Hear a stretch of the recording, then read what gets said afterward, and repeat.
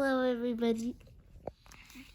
Today we will be reading The Little Prince, also The Little Princess. This is a part 5, and let's continue where we left off. And one day he advised me to do my best to make a beautiful drawing for the edification of the children where I live. If they travel someday, he told me it could be useful to them. Sometimes there are no harm in postponing your work until later, but with baobabs, it's always a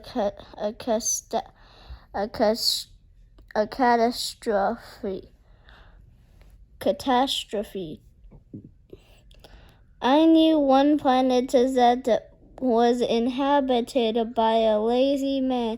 He had neglected 3 bushes. So, following the little prince's instructions, I have drawn that planet.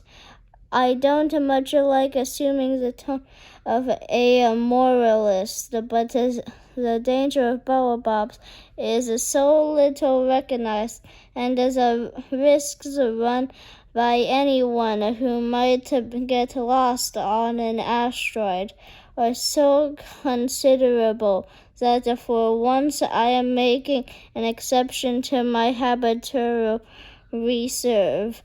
I say, children, watch out for baobabs. It's to warn my friends of a danger of which they like myself, that which they like myself,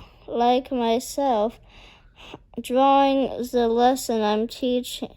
Like myself, have long been unaware that I worked so hard on this drawing. The lesson I'm teaching is worth the trouble. You may be asking, why are there no other drawings? You may be asking, why are there no other drawings in this book as big as is the drawing of the baobabs? There's a simple answer. I tried, but I couldn't manage it. When I drew the baobabs,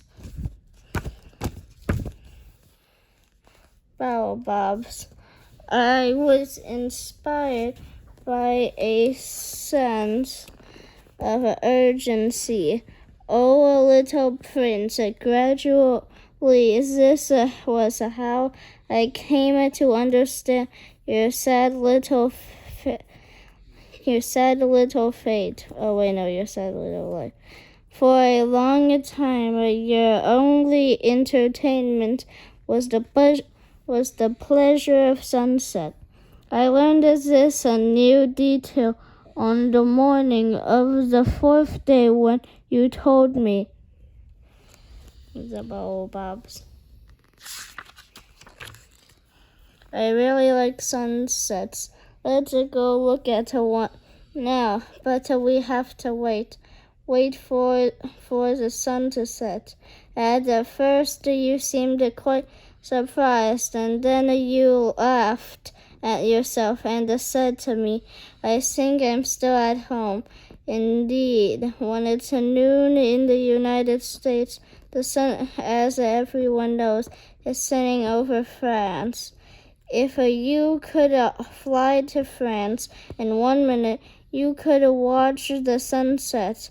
Unfortunately, France is much too far, but on your tiny planet, all you need to do was move your chair a few feet, and you would watch the twilight whenever you wanted.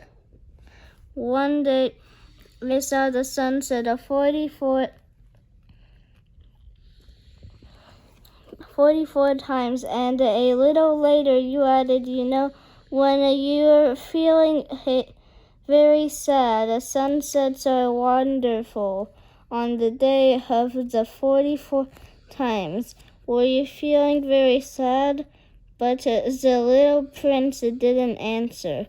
On the 5th day, thanks again to the sheep and Another secret of the little prince's life was revealed to me.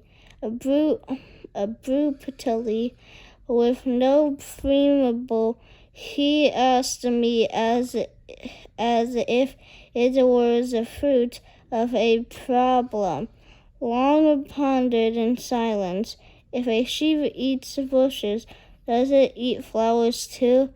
As the sheep eats whenever it finds, whatever it finds, even flowers that have horns. Yes, even flowers that have horns. Then what good are thorns? I didn't know at the moment. I was very busy trying to unscrew a bolt that was jammed in my engine. I was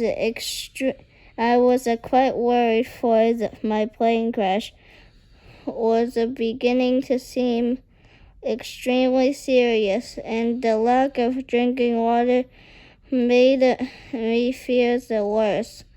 What good are thorns? The little prince never let go of a question. Once he had asked it. I was annoyed by my jammed bolt, and I answered without thinking, thorns are no good for anything. They're just as a flower's a way of being mean. Oh, but after a silence, he lashed out at me with a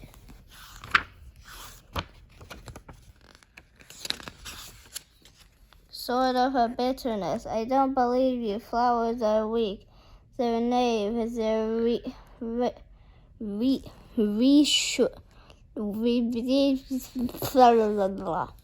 themselves, whatever ways they can. They believe their songs make them frightening. I said no answer at the moment. I was thinking, if this boat stays jammed, I'll knock it off with the hammering. Again, the little prince disturbed my reflections. Then you think of flowers? No, not at all. I don't think anything. I just said whatever came into my head. I'm busy here with something serious. He stared at me as... What?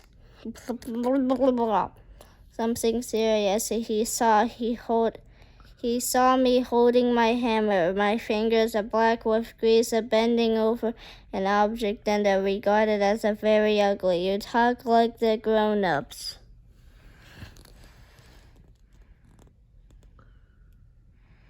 That made me a little ashamed, but he added mercilessly, you confuse everything. You've got it all mixed up. He was very annoyed. He tossed his golden curls in the wind. I know a planet inhabited by a red-faced gentleman. He's never smelled a flower. He's never looked at a star. He's never loved anyone. He's never done anything except add up numbers. And all day long he says over and over, just like you, I'm a serious man. I'm a serious man. And that puffs him up with pride, but he's not a man at all. He's a mushroom. He's a what? A mushroom. The little prince was now quite pale with rage. For millions of years, flowers have been producing. So.